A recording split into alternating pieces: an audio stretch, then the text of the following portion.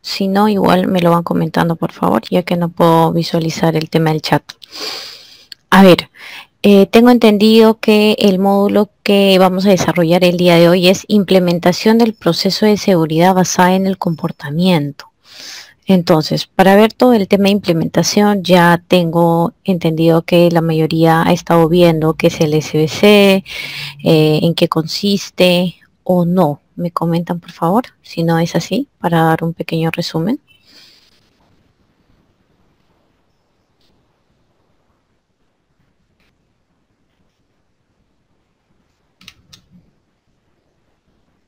Listo, en todo caso entiendo que ya tenemos los conceptos básicos. Entonces, en la implementación netamente vamos a ver tres contenidos específicos. El primero, que es el concepto y la importancia, para poder, o de modo introductorio, para ver qué es el SBC, por qué es importante implementarlo en las empresas.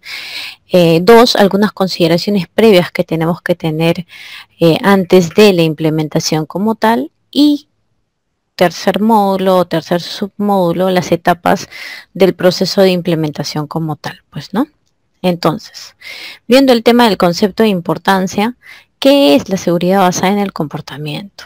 Bueno, es una herramienta de gestión cuyo foco es el comportamiento de los trabajadores. Es decir, se basa en el proceso de cambio de la actitud de estos hacia la seguridad y salud en el trabajo y buscamos obviamente que la seguridad se incorpore como un valor personal, ¿no?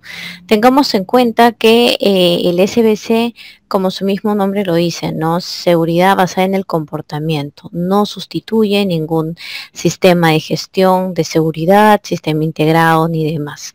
Es decir, trabaja de la mano y potencia el tema de la seguridad o la gestión que se tiene de la seguridad en cada una de las empresas desde la parte comportamental, ya yendo a un aspecto que muchas veces no se toma muy en cuenta al momento de realizar algunos controles de seguridad, ¿no?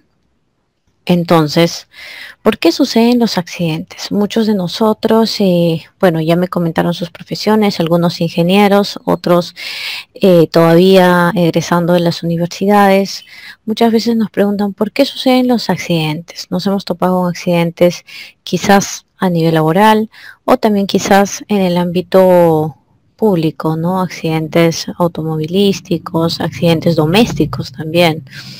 Entonces, los accidentes se producen por mala suerte, por un tema de fatalidad, porque el destino lo quiso así, porque estaba escrito, o algunos más supersticiosos, ¿no? Por ser domingo 7, martes 13. La respuesta obviamente a todas estas preguntas es no. ¿Por qué se generan los eventos o los accidentes? Se generan netamente por comportamientos inseguros y condiciones inseguras. Los trabajadores hacen actos inseguros en todas partes. En la primera imagen podemos visualizar una persona que se encuentra realizando trabajos eléctricos en una escalera dentro de una piscina, es decir, cerca de fuentes de agua. Obviamente este es un comportamiento bastante riesgoso, muy aparte que no tiene ningún implemento de seguridad ni demás. Entonces, muchas veces estos eventos van bastante ligados a un tema de premura, a un tema de colocar en balanza, que es lo que yo considero más valioso en ese momento, ¿no?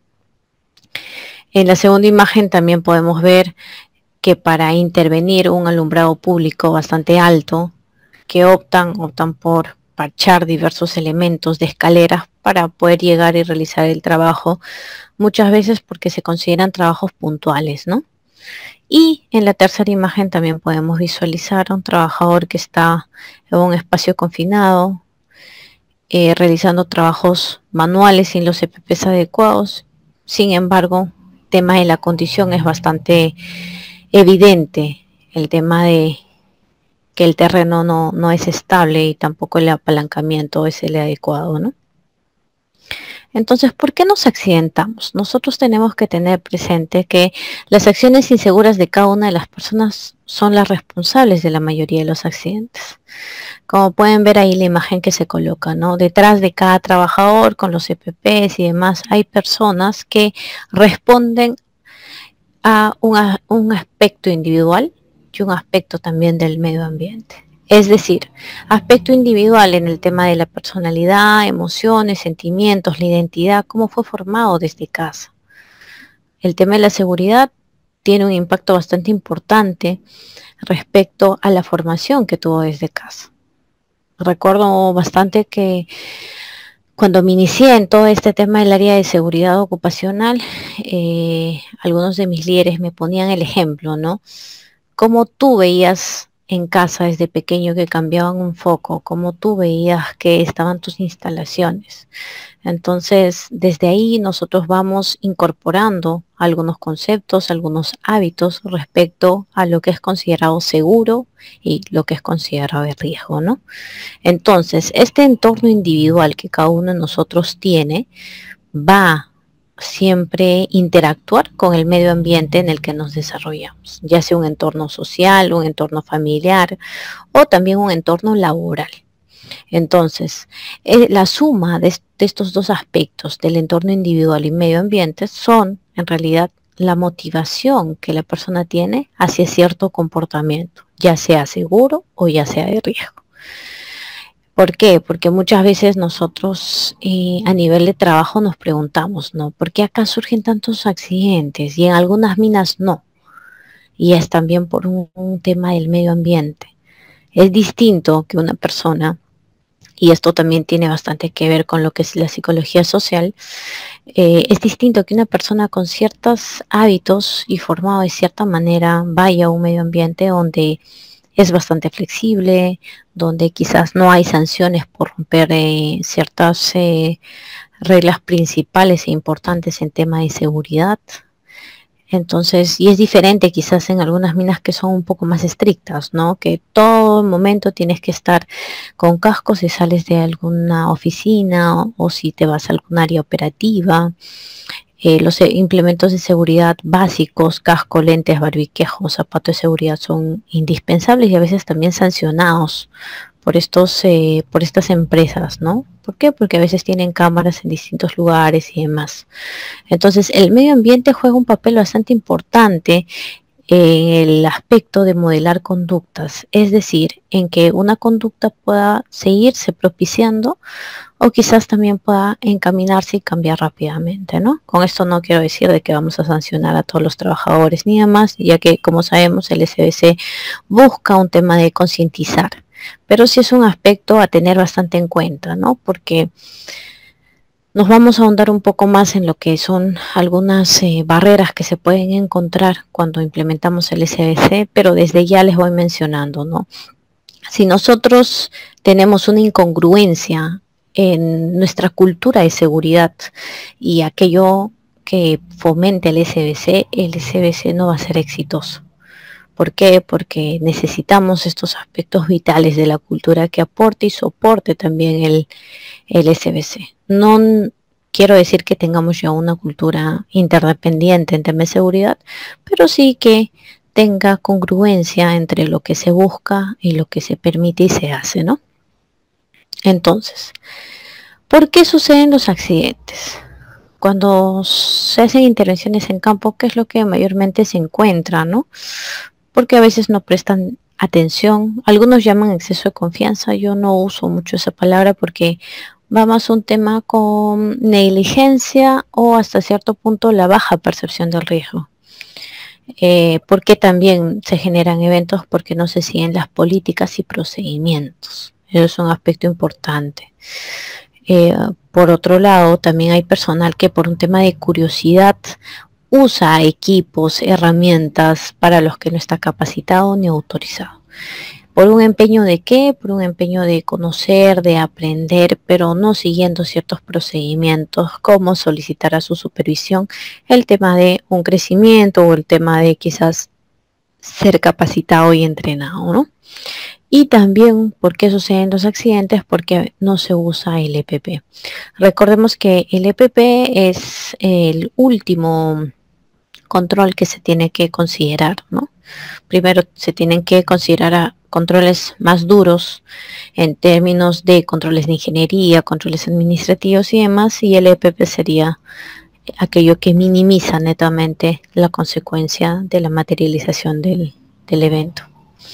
Entonces, En conclusión, los actos inseguros son como mosquitos, ¿no? ¿Cuántos de nosotros quizás no hemos estado en la selva o en la costa, donde dejan quizás cúmulos de agua o pequeños residuos de agua donde se van acrecentando la reproducción de estos mosquitos? Entonces, si vamos a hacer una analogía, tenemos que ir pensando de esa manera, ¿no? Los actos inseguros son como los mosquitos, puedes matarlos uno por uno, pero si tú no eliminas estos recipientes de agua acumulado que tienes, no van a seguir apareciendo, ¿no? Los matarás por cierto periodo de tiempo, pero de ahí van a volver a aparecer nuevamente. Entonces, el único modo de acabarlos es secando estos pantanos en los que se desarrollan.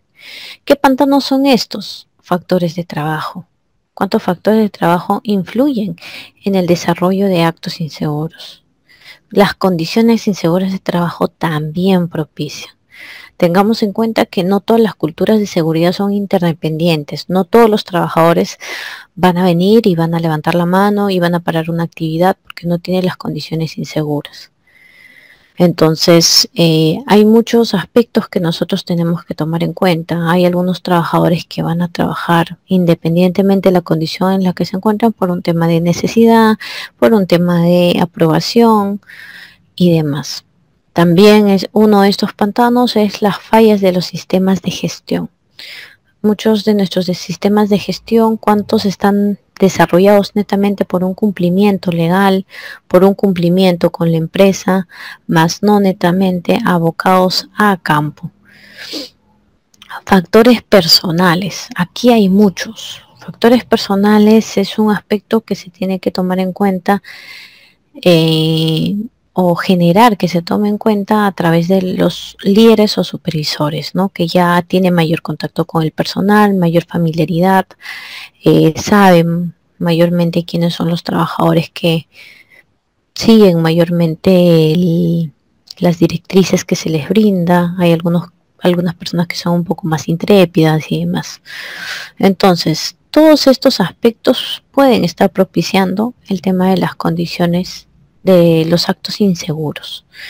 Y los factores de trabajo también es bastante amplio, al igual que los factores personales, ¿no? Tiene que ver con un tema de comunicación, de liderazgo, planificación, que es propio de la empresa y propio de los líderes. En muchas ocasiones se escucha y también se tiene seguro de que no, que los accidentes solo es por temas del trabajador, cuando si bien la decisión final lo toman ellos, también se tiene que analizar y ver qué factores de trabajo pudieron haber influido, ¿no? Que mayormente estos aspectos lo van a manejar bastante, quizás algunos ingenieros, en el tema de investigación de accidentes. Entonces, ¿cuáles son las razones para implementar esta metodología, esta herramienta de gestión? Número 1, el mayor índice de accidentes se debe a comportamientos inseguros. Queda bastante demostrado que hay una diferencia entre acto y condición, ¿no? Que del total de accidentes, el 96% de los accidentes son generados y causados por el hombre, mientras que el 4% es generado por condiciones inseguras u otros, ya sea la máquina, el ambiente, sobre todo el ambiente, que es bastante cambiante dependiendo de la zona donde se encuentran las operaciones. Entonces, yo me atrevería a decir que un 99% es generado por el hombre, porque si nos ponemos a pensar y analizar, la condición insegura está ahí. ¿Cuándo se genera un tema de exposición, un tema de riesgo? Cuando el hombre, es decir, cualquier trabajador, entra e interactúa con esa condición. Si el trabajador mira una condición insegura y no interactúa en su totalidad, levanta la mano, lo reporta y demás, no se va a generar ningún tipo de accidente. Entonces, es por eso que toma bastante relevancia esta metodología. ¿Por qué? Porque los actos inseguros son multicausales. Pueden tener distintas causales y lo que tratamos es reducirlo. Entonces, segunda razón para implementar la metodología del SBC. Las normas de seguridad y salud en el trabajo establecen que se considere este enfoque. Quizás no lo dicen de manera textual, el SBC y demás, pero sí hay una mención referente al tema del comportamiento. Por ejemplo, la norma OSAS 18001 del 2007, en el aspecto o el ítem de planificación e identificación de peligros y evaluación de riesgos. Ahí mencionan, ¿no? El procedimiento o procedimientos para la identificación de peligros y evaluación de riesgos debe tener en cuenta el comportamiento humano, las capacidades y otros factores humanos que puedan influir. Por otro lado, la famosa ley bastante conocida, ya si estamos en este rubro, la 29783, en el artículo 18 de principios del sistema de gestión de la seguridad y salud en el trabajo, también en el ítem E menciona fomentar la cultura de prevención de los riesgos laborales para que toda la organización interiorice los conceptos de prevención y proactividad, promoviendo comportamientos seguros. Entonces, ahí surge la necesidad a nivel legal de lo que es la metodología SBC. Y por último, la tercera razón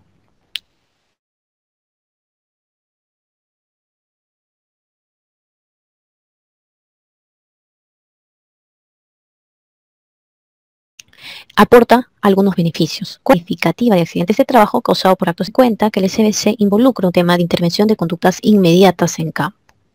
Entonces, al momento de tú intervenir un acto inseguro, definitivamente vas a tratar de corregir ese acto en base quizás a las causales que identifiques durante la intervención y por ende va a haber menor probabilidad de que se genere un accidente de trabajo. Y decimos disminución, más no eliminación. Tengamos en cuenta ese aspecto.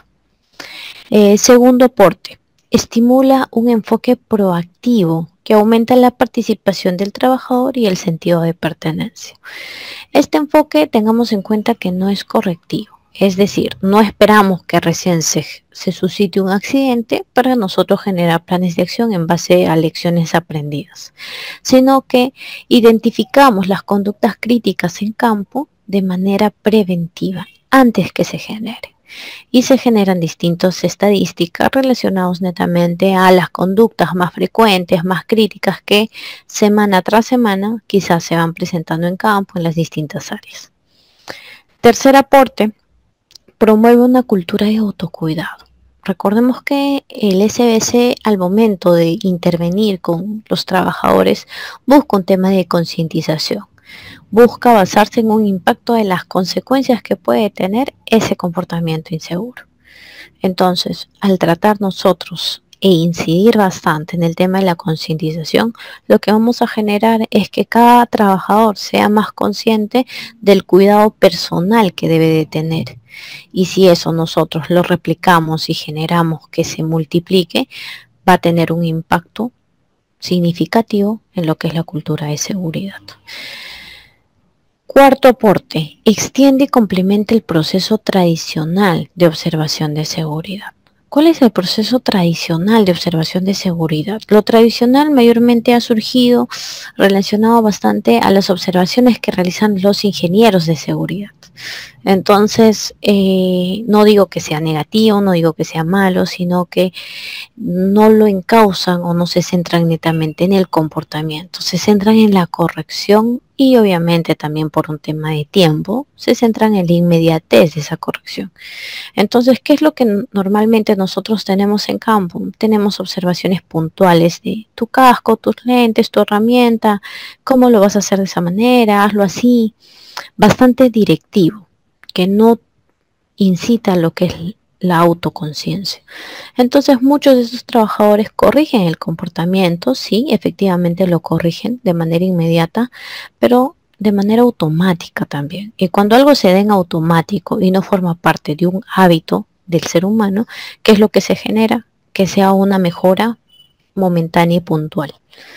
No hay un tema de toma de conciencia que genere que se disminuya la probabilidad que ese comportamiento se siga presentando en posteriores días, semanas o meses. Quinto beneficio, conecta el liderazgo y al sistema existente de administración de seguridad. Tengamos en cuenta que todo lo que es el SBC involucra y es un pilar fundamental el involucramiento de todos los líderes partiendo desde los cargos más grandes que se tengan, ya sea a nivel de proyecto, a nivel de empresa o demás. Si hay gerentes de proyecto, desde el gerente de proyecto. Si es a nivel corporativo, desde el gerente general. Entonces, es importante estos aspectos, ¿no? Y como sexto beneficio, genera un valor personal por la seguridad. Como les había mencionado, ¿no? Uno de los objetivos del SBC es tratar de ir introduciendo la seguridad como un valor personal. Es aquello que muchas veces desde casa y a nivel social no está bastante estimulado, ¿no? Partiendo desde que de casa vemos cómo a veces conectamos 2, 3 veces una extensión o a veces no secamos bien los pisos, cambiamos los focos desde una silla, a veces no usamos las escaleras de manera adecuada o como debería ser, entonces no hay muchos de esos aspectos y obviamente el SBC a nivel por lo menos laboral trata de generar, incentivar que la seguridad sea vista como un valor personal, no como una condición de trabajo, no como un tema de un deber que tiene que cumplir cada trabajador si no es sancionado, no. Entonces, hasta ahí tenemos algunas dudas, algunas preguntas.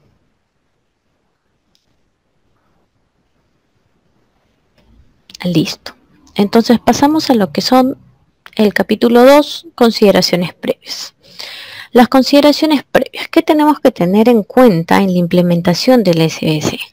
Número 1, se empodera a las personas que serán participantes activos de la seguridad. ¿Quiénes van a ser estas personas y en qué consiste este empoderamiento? El empoderamiento significa darle la potestad a una persona en que pueda parar una actividad, intervenir al trabajador con total seguridad y confianza de que va a tener el respaldo de su supervisión, va a tener el respaldo de los líderes que tengan mayor jerarquía en la empresa, ¿no? Y todo esto obviamente involucra un trabajo previo a la implementación o como parte de la implementación como tal, ¿no? Número 2, se refuerza el comportamiento seguro y los comportamientos de riesgo se modifican mediante la retroalimentación. Aquí hay que nosotros tener bastante énfasis. El SBC no solo se centra en los aspectos de mejora, sí son aspectos críticos que nosotros tenemos que tener mayor foco, mayor atención, pero no podemos eliminar el comportamiento seguro que observemos. Es decir, nosotros tenemos que, desde el inicio de la implementación del SBC, tener en cuenta que nos tenemos que centrar en ambos aspectos, tanto el comportamiento seguro como el comportamiento de riesgo. Por más que el comportamiento de riesgo sea reiterativo o demás, tenemos que tener en cuenta que el comportamiento seguro va de la mano. ¿Por qué? Porque siempre nosotros, cuando se va preguntando en campo sobre la imagen a veces del área de seguridad, no todos, pero sí algunos mencionan, ¿no? Siempre que viene seguridad hay algo malo. Y siempre tenemos eso en el chip, ¿no? Entonces, es bueno nosotros concientizar a los trabajadores que toda situación, todo desempeño es susceptible de mejora y sobre todo no significa de que lo estás haciendo todo mal, sino que hay cosas buenas que estás realizando, cosas seguras de acuerdo a tu procedimiento, pero que siempre hay algunas mejoras que podemos realizar y orientarlos hacia una mejora continua. Y tercer punto, el SBC no es punitivo, es decir, no busca encontrar culpables ni demás, es decir, busca las conductas de riesgo para modificar e intervenir sobre todo la causa de esta. Tengamos en cuenta que si nosotros no intervenimos la causa principal, no vamos a generar ningún cambio ni a mediano plazo, menos a largo plazo. ¿Qué quiere decir esto? Algunos quizás están familiarizados con el tema de las investigaciones de accidentes. Cuando nosotros realizamos investigaciones de accidentes nos basamos en causas básicas o bueno, en causas inmediatas y en causas o factores personales y factores laborales, ¿no? Entonces, si nosotros solo nos centramos en las causas inmediatas, más no en las básicas, ahí vamos a generar un tema de exceso, ¿no? Que al final no nos va a servir netamente para un cumplimiento, más no para un impacto real en lo que es el tema de seguridad. Similar pasa al momento de implementar el SBC. Cuando intervenimos conductas, tenemos que ir escarbando durante la intervención con los trabajadores la causa principal de esta, ¿no? Porque muchas veces mencionan el tema de la razón por la que no se colocaron un EPP, por la que no utilizaron alguna herramienta, no, se olvidaron. Pero ¿por qué se generó ese olvido? Por un tema de premura, por un tema de presión, por un tema de falta de hábito también puede ser. Entonces tenemos que ir buscando la causa y no quedarnos a nivel superficial. Entonces, para ir pasando y viendo el tema de las etapas del proceso de implementación, ¿cuáles son estas? Las fases del proceso de implementación SBC, nosotros tenemos que considerar dos fases principales.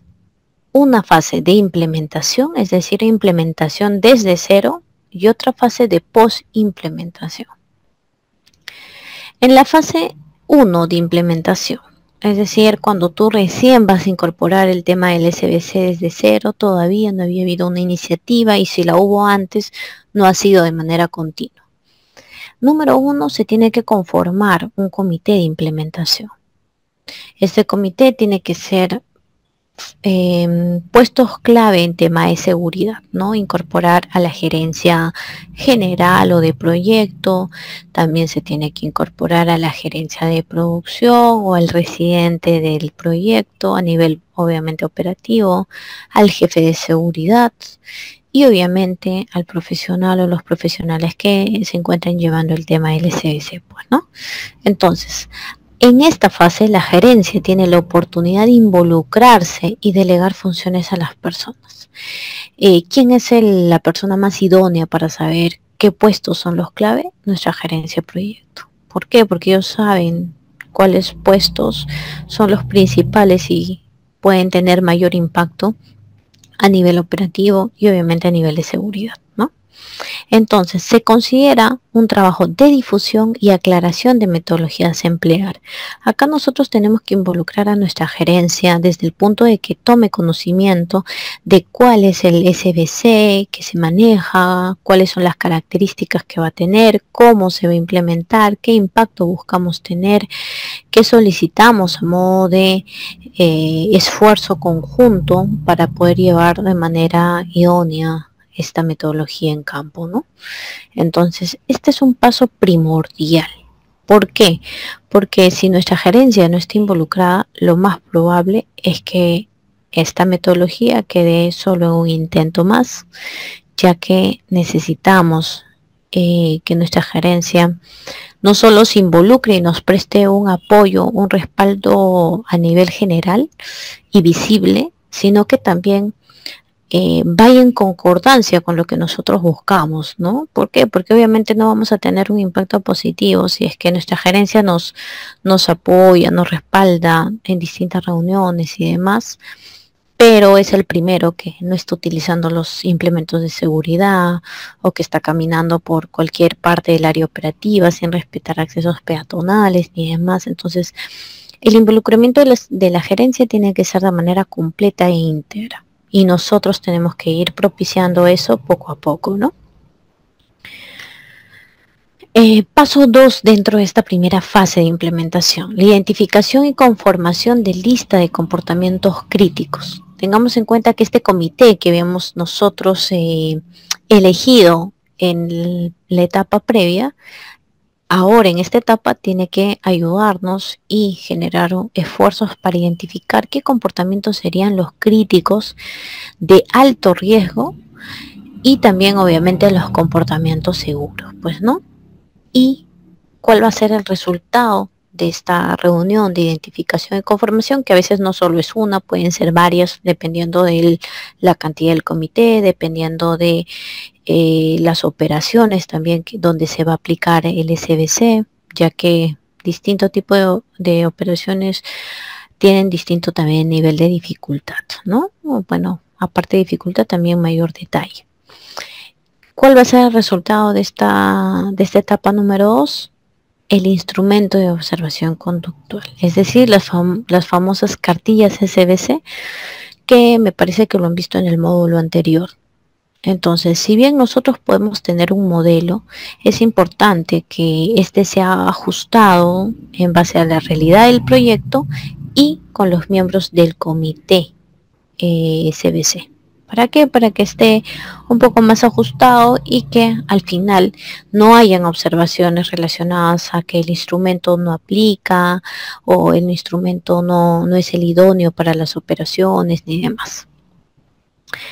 ¿Cuál es la tercera etapa de esta primera fase? El proceso de selección y entrenamiento a los observadores. El comité debe de identificar a los mejores candidatos del personal operativo. Es decir, aquellos trabajadores que ya son referentes positivos y ejemplos relacionados a lo que es el compromiso con seguridad. Estos tienen que ser captados, entrenados, ya sea en la retroalimentación y observación conductual principalmente.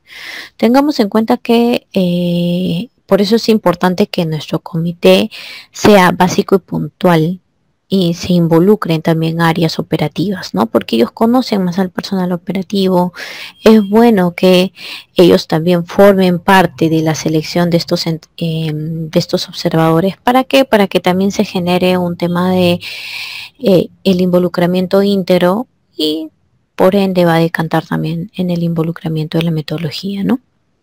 Entonces, una vez elegido estos trabajadores que van a ser observadores, tengamos en cuenta que hay algunas empresas que manejan una cuota de por lo menos el 10% de toda su población para que obviamente las observaciones sean significativas y también sean un poco más confiables, ¿no? Por darle un tema de confiabilidad al tema de las observaciones conductuales. Entonces, el entrenamiento de estos observadores es también un paso bastante crucial, tanto en el tema de la observación como tal, como en el tema de retroalimentación. ¿Por qué? Porque nosotros cuando entrenamos a nuestros observadores lo que buscamos es que nuestra metodología siga perdurando en el tema de la concientización. ¿Por qué? Porque hay algunos trabajadores que tienen bastante integrado la observación como es usual en campo, ¿no?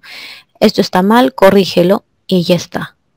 Entonces nosotros tenemos que tener presente que la retroalimentación sí nos va a llevar un poco más de tiempo, pero tiene que ser ligado a un tema de reconocer primero los comportamientos seguros que ya va desarrollando el trabajador en sí y por otro lado los comportamientos de riesgo, pero llamando un tema de concientización, ¿no? Tratando que el trabajador observado identifique la conducta de riesgo y él mismo mencione cuáles serían las consecuencias de seguir manteniendo esas conductas riesgosas. Entonces, hay algunas empresas que muy aparte del entrenamiento de lo que es retroalimentación y observación conductual, también desarrollan algunos programas de formación abocados a nuestros observadores. Relacionadas netamente a qué? A también un tema de formación técnica en tema de seguridad, formación o quizás estimulación de habilidades blandas. Entonces, ¿para qué? ¿O en miras de qué? De que el personal tenga intervenciones más efectivas en campo y nos sirva de soporte para lo que es el tema conductual. Etapa 4 de la fase número 1. La aplicación del inventario de conductas críticas. Aquí ya viene la etapa, luego de nosotros haber elegido a nuestros observadores, haberlos entrenado, ya el resultado como tal de que ellos apliquen el inventario y se identifiquen conductas derivadas de estas observaciones. Una vez nuestro observador vaya a campo, realice su registro de conducta, su intervención en campo, el comité, bueno, eso va a llegar obviamente nuevamente a lo que es el área del SBC o el área de seguridad, dependiendo de cómo lo maneje cada empresa. El comité identifica los comportamientos críticos de alto riesgo y los comportamientos seguros. Entonces, nosotros tenemos que generar, esta aplicación va a decantar en lo que es cuáles van a ser los comportamientos de esta semana que han salido tanto en mayor frecuencia como también en alta criticidad. ¿Qué es lo que usualmente se efectúa en este consolidado o procesamiento de información? Toda conducta de alto riesgo o considerado riesgo fatal o demás va directamente como una conducta que requiere un plan de acción. Y de la misma manera no dejamos de mirar los comportamientos seguros que también se tuvo con mayor frecuencia a lo largo de esa semana, ¿no? Fase número 1 de implementación, ya netamente el número 5, la etapa 5, análisis funcional de la conducta. Con el consolidado que se ha generado, obviamente va a ser un consolidado estadístico en tema de frecuencia, porcentaje de conductas seguras, porcentaje de conductas de riesgo, si se ha generado categorías de conductas también, ¿no? Del total de conductas de riesgo, cuántas van a, no sé, a una categoría de seguridad vial, a una categoría de cuidado de manos, a una categoría de uso de herramientas, CPPs y demás. Entonces, este análisis de resultado genera que se pueda comparar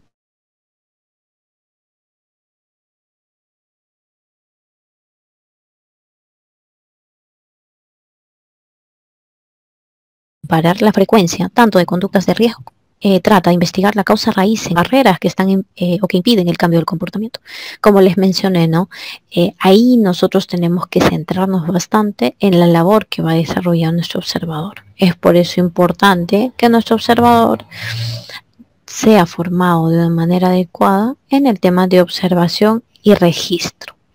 Nuestro observador puede observar de manera correcta todos los detalles en temas de seguridad, pero también si no lo registra de manera adecuada, si no tiene familiaridad con el inventario, tampoco vamos a llegar a tener registrada la causa raíz de ese comportamiento específico.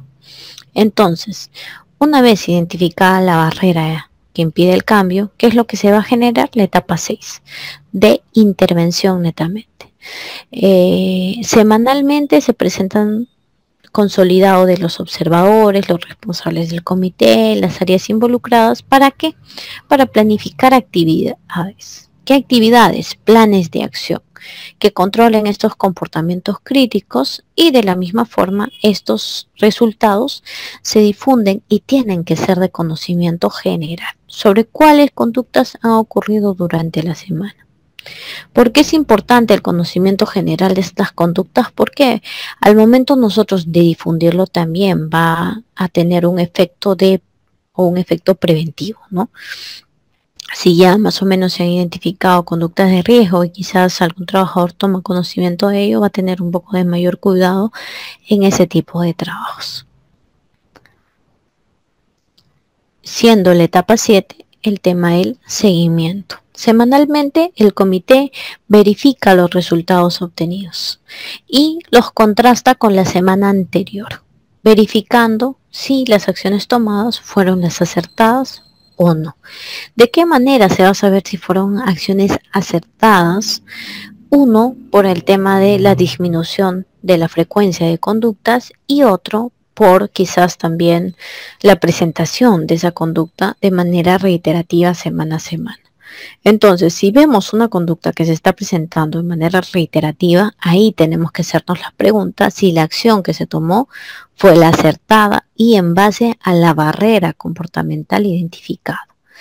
Es decir, si nosotros identificamos que en campo hay trabajadores que no están utilizando lentes, lentes de seguridad, y yo planteo como acción una sensibilización del uso de lentes y demás, cuando mi barrera comportamental puede ser la falta de stock en almacén, mi conducta va a seguir siendo reiterativa. ¿Por qué? Porque de nada me va a servir sensibilizar al personal, generar distintas sensibilizaciones fuera de lo común. ¿Para qué? Para que mi personal sepa que no está usando lentes, sepa las consecuencias, pero al final de cabo vaya al almacén y no contemos con stock.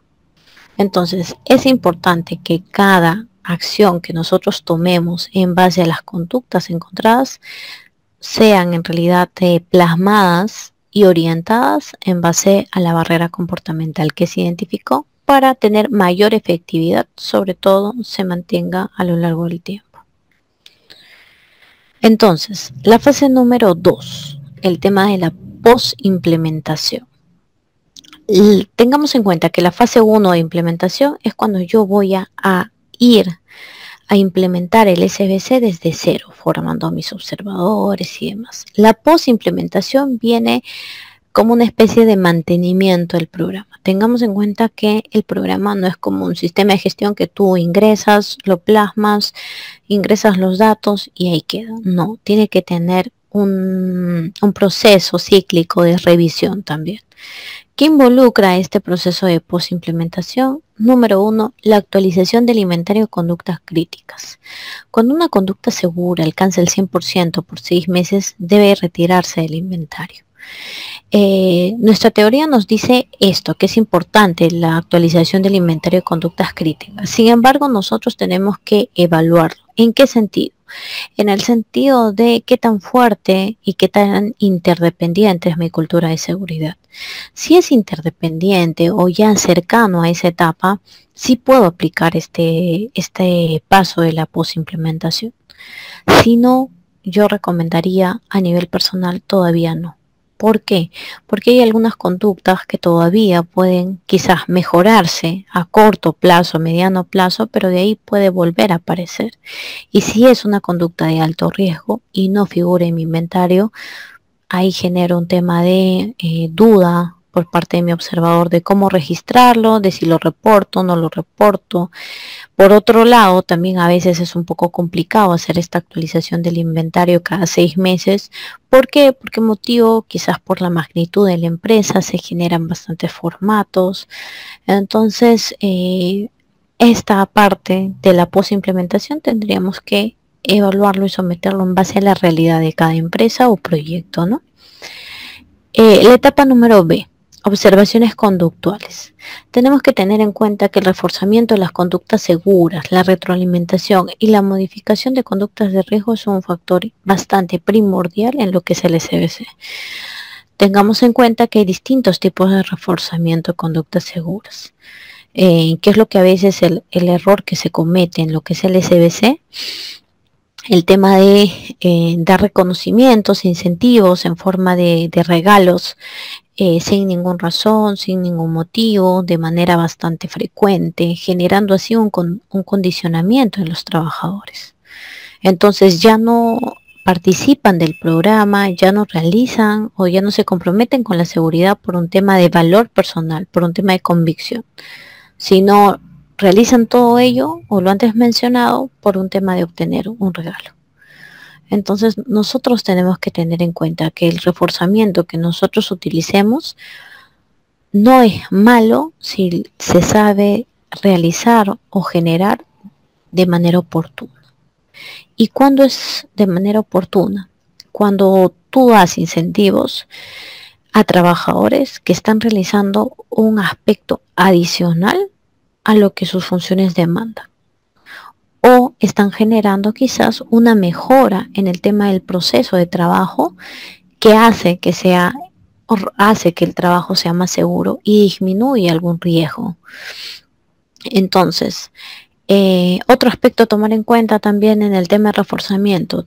Hay reforzamientos, por ejemplo, los reconocimientos públicos por parte de nuestra gerencia, por parte de nuestros jefes, reconocimientos a nivel de certificados. Hay muchos reconocimientos que nosotros podemos utilizar a modo de reforzamiento. Entonces, por ejemplo, no siempre se tiene el tema del el trabajador más seguro del mes. Entonces, si vamos a implementar eso como parte, quizás no del SBC, pero sí va a tener un impacto, quizás como parte de seguridad, tratar de involucrarnos. ¿Para qué? Para que se dé por términos o bajo una evaluación bastante objetiva y sobre todo cuando se reconozca, se mencione de manera textual y tácita por qué motivo está siendo reconocido ese trabajador, ¿no? No es como se menciona dar o regalar por regalar. porque eso al final nos puede generar un efecto adverso para lo que nosotros nos encontramos buscando. Etapa C en el tema de post-implementación. Análisis funcional de la conducta. Así como lo hicimos en la etapa anterior o en la fase anterior, en la post-implementación también nosotros tenemos que seguir realizando análisis estadísticos de los resultados. ¿Por qué son importantes estos análisis estadísticos? Porque tengamos en cuenta que a nivel productivo de gerencia siempre van a haber un tema de porcentajes, de estadísticos como un factor de mejor análisis y peso en todas las actividades o iniciativas que se desarrollen, ¿no? Aparte del análisis estadístico, obviamente, que va amarrado, la revisión de resultados, análisis de causa raíz e identificación de las barreras que impiden el cambio. Nosotros también podemos hacer, muy aparte de nuestras revisiones de resultados semanales, podemos hacer análisis mensuales, trimestrales. ¿Para qué? Para poder ver ciertas tendencias que nos permitan a nosotros orientar el SBC de una manera más efectiva. Recordemos que nosotros estamos bastante basados en lo que es la efectividad, ya que nuestra metodología como SBC no es infalible. Es decir, al ser multicausal en el comportamiento humano, nosotros lidiamos con diversos aspectos y tratamos en la medida de lo posible de reducir este tipo de comportamientos de riesgo, ¿no? Etapa número D, intervención. La presentación del consolidado semanal de observaciones, la planificación de actividades para controlar los comportamientos críticos incluyen el tema de la intervención. En esta fase de post-implementación, es decir, ya como una fase de mantenimiento del programa, no tenemos que dejar de ver el tema de la intervención como un factor primordial en nuestro trabajo en campo y primordial también en la labor que desempeña cada uno de nuestros observadores, ¿no? Tengamos en cuenta que si la intervención no es efectiva en campo, este comportamiento va a seguirse repitiendo. Entonces, nuestro mayor foco y mayor soporte tiene que ser con estos observadores que tenemos en campo. Seguimos ya con la etapa E de seguimiento, la revisión de los resultados de actividades realizadas. Este seguimiento, como mencioné, se da ya por un tema de mantenimiento, no semana a semana, podemos realizar de manera mensual, trimestral, semestral, para ver qué actividades han sido realizadas, qué tan efectivas han sido estas actividades, si quizás hay algo que mejorar en el tema de orientar las actividades a las barreras comportamentales, o por otro lado, quizás en este tema de la revisión de las actividades podemos detectar también si la identificación de barreras no está siendo muy efectiva ni óptima y por tanto presentamos conductas inseguras reiterativas semana tras semana. Entonces, ya para terminar, ¿cuáles son los errores en la aplicación de la metodología SBC?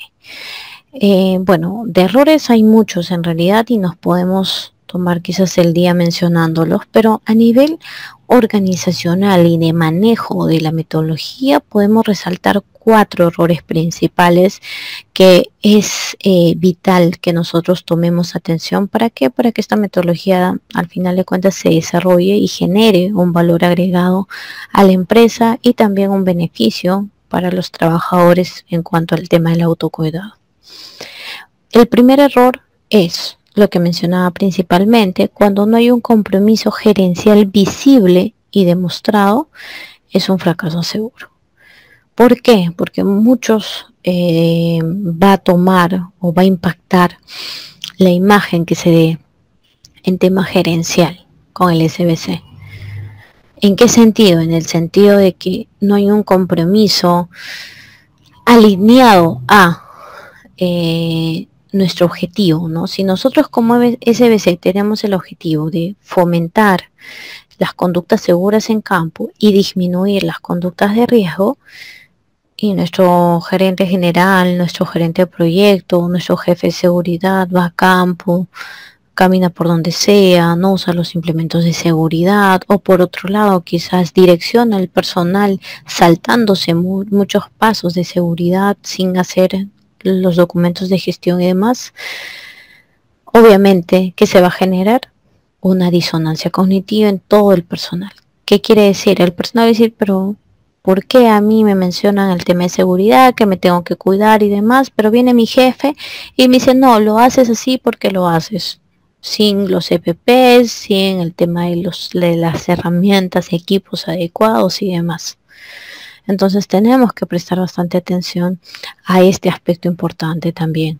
Y sensibilizarlo, concientizarlo con toda nuestra línea de mando desde el inicio y el arranque del programa.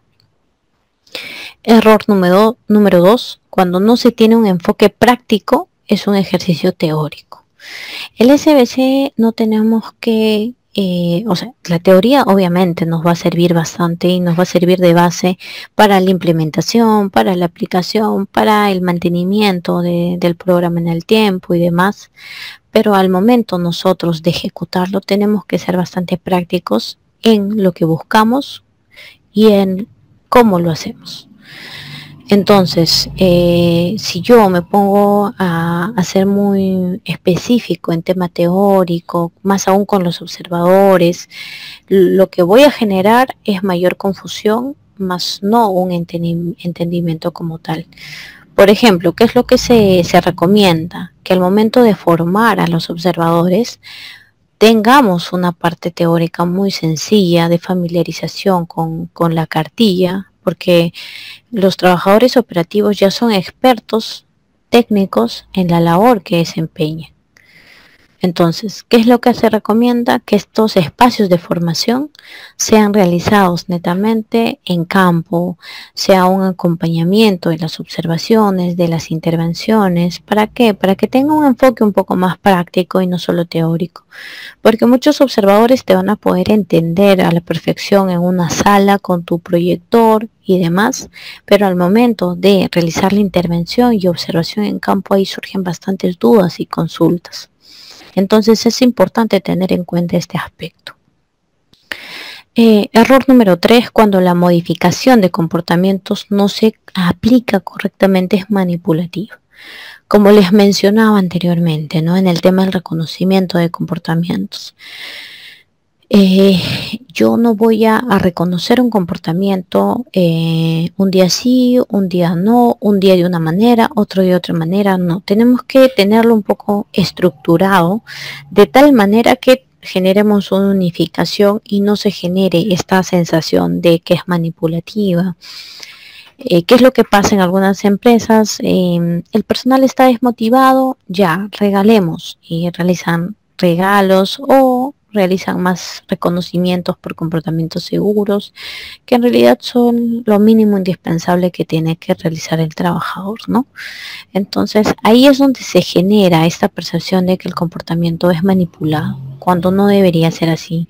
Tengamos en cuenta que los principios de lo que es la metodología SBC se enfocan netamente en el comportamiento, en promover, en fomentar estas conductas, más no en manipular y que sea condicionante, ¿no? Un día sí me comporto de manera segura, otro día no. Recordemos que nuestro objetivo primordial es interiorizar la seguridad como un valor personal en nuestros trabajadores. Y por último, ya para terminar, otro de los errores en la aplicación de la metodología SBC, cuando no se logra el involucramiento de todos los trabajadores, es un programa más. Nosotros tenemos que tener en cuenta que el involucramiento de todos los trabajadores parte desde nuestra gerencia y desde toda nuestra línea de mando. Es decir, primero, antes de lanzar el programa a todos los trabajadores y demás, tenemos que enfocarnos bastante en la primera etapa de la implementación. Ahí tenemos que poner bastante énfasis en tema de sensibilización, en el tema de involucrar a todo el personal en todo el proceso de la metodología SBC y así también en la elección de nuestros observadores. Entonces, ¿qué es lo que a veces sucede? Que hay observadores que no reportan con total veracidad por un tema de temor, por un tema de miedo hacia los supervisores y demás. Entonces, si nosotros generamos un involucramiento primero en nuestra línea de mando, vamos a reducir bastante ese riesgo de tener sesgos al momento de la observación, ¿no? Listo. Entonces, principalmente esas son las fases de lo que es la implementación del SBC, bastante resumido en realidad. Quisiera saber si hay alguna duda, alguna consulta relacionado a los temas que hemos ido tratando y tocando poco a poco. Buenas noches, señorita Ingrid. Una Jonathan, consulta. buenas noches. Sí, acerca de los inspectores que usted mencionó, ¿no? Yo me gustaría saber cuáles son o a quiénes se debería nombrar en sí los inspectores en una compañía. Ya. Jonathan, a ver, son los observadores. Y sí, ¿cuál es el perfil? El perfil lo podemos nosotros determinar a nivel de empresa, pero algo de manera lineal que podemos tener en cuenta tiene que ser ya trabajadores que a nivel interno, a nivel de grupo, sean reconocidos por personas que siempre están viendo por el tema de seguridad, que ya tienen la seguridad interiorizada, ¿no? Es aquel trabajador que viene y te reporta más condiciones inseguras a veces por interés propio.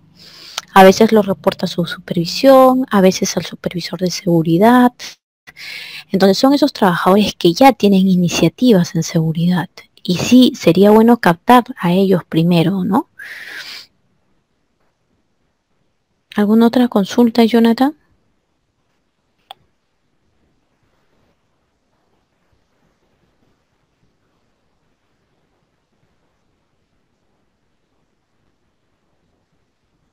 No, eso Listo. sería.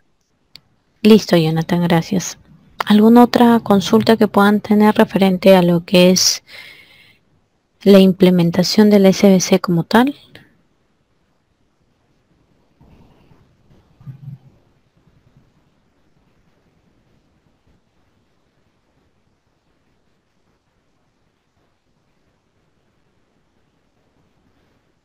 Listo, señores.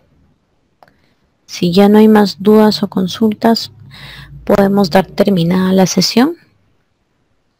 Ah, me parece Pamela, ¿verdad? Sí, Pamela, cuéntame, ¿cuál es tu consulta?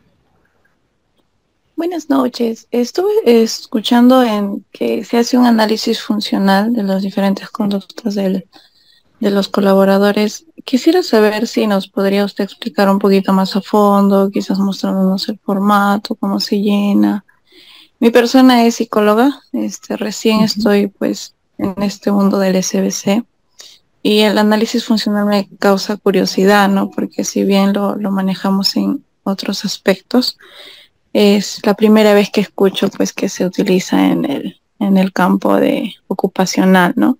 No sé si nos podría mostrar tal vez algún formato, cómo se realiza, cómo, Mm, cómo es. Ujú. formato, a ver, déjame ver. Ahora no me encuentro con el tema de la información, pero déjame ver si tengo algún reporte. Pero netamente, cuando hablamos de análisis funcional, ¿qué es lo que desarrollan muchas empresas? Desarrollan aplicativos, desarrollan Excel con macros. ¿De qué manera o con qué objetivo netamente de ver el tema conductual desde un enfoque más cuantitativo, más que cualitativo, ¿no? Ese es netamente el objetivo principal. A ver, a ver, a ver. ¿Me permites un momento para poder...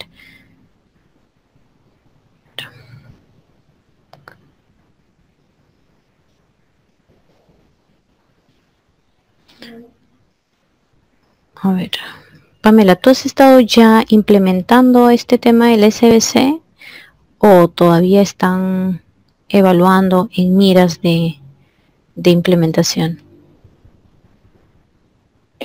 No, como le digo, yo soy clínica y también recién en el área ocupacional, pues entrando, pero al tal así al SBC no es la primera vez que estoy tomando este curso. o este programa y bueno, ¿no? Es la primera vez que yo escucho el análisis funcional desde este aspecto, ¿no? Porque lo manejo más en el tema de análisis de conducta, en cuanto a comportamientos clínicos, ¿no? Por eso le digo, me pareció curioso, por eso quisiera que nos pueda mostrar, o caso contrario, ¿no? Si es que no lo tiene usted a la mano, podría mandárselo quizás al instituto y nosotros analizarlo. Claro, a ver, sí, justo estoy por un tema de confidencialidad de datos, estoy tapando la información o bueno, logos, logotipos de otras empresas que se necesita obviamente autorización para mostrar información, para poder mostrarles de manera sencilla un reporte, ¿no? Pero como te dije, el análisis funcional netamente va abocado al tema de comportamientos, categorías, por otro lado también algunas barreras comportamentales.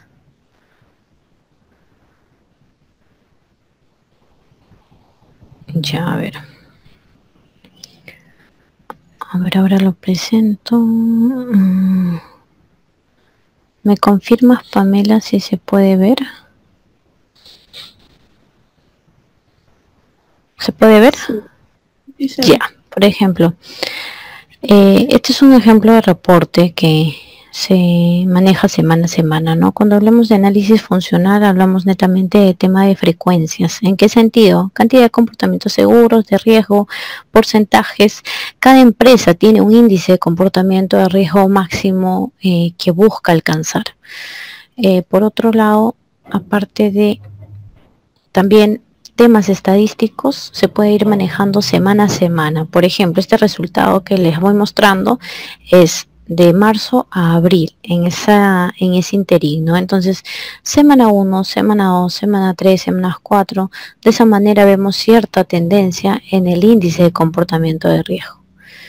Y esta tendencia puede ir también, la información puede ir analizada en base a cambios en la organización, cambios en tema de producción, reportes también de actos y condiciones por parte de seguridad y demás. Los resultados de comportamientos de riesgo por categorías, ¿no? Como les mencioné, cada formato de conductas, cada inventario que se van generando de manera personal y estandarizada según empresa, responde netamente a su necesidad operativa. En este caso, las categorías que se generaron fueron equipos de protección personal, seguridad vial, uso de cuerpo y postura, medio ambiente, salud e higiene, alto riesgo, herramientas de trabajo y manipulación, materiales peligrosos. Y también, dependiendo de cómo lo quieras mostrar, del total de conductas, cuál es el porcentaje como tal, ¿no? Acá a nivel cuantitativo y aquí a nivel porcentual en base netamente al total de conductas. Entonces acá podemos ver, por ejemplo, en este mes, en esta empresa en particular, que la mayor cantidad de comportamientos riesgosos fue tema netamente de equipo de protección personal, algo bastante básico y primordial, ¿no? Este análisis lo pueden hacer en base, por ejemplo, a las actividades que se han observado, a las áreas operativas donde se observaron estos comportamientos, a las barreras comportamentales como tal también. ¿Sí? No sé si puede responder tu pregunta, Pamela.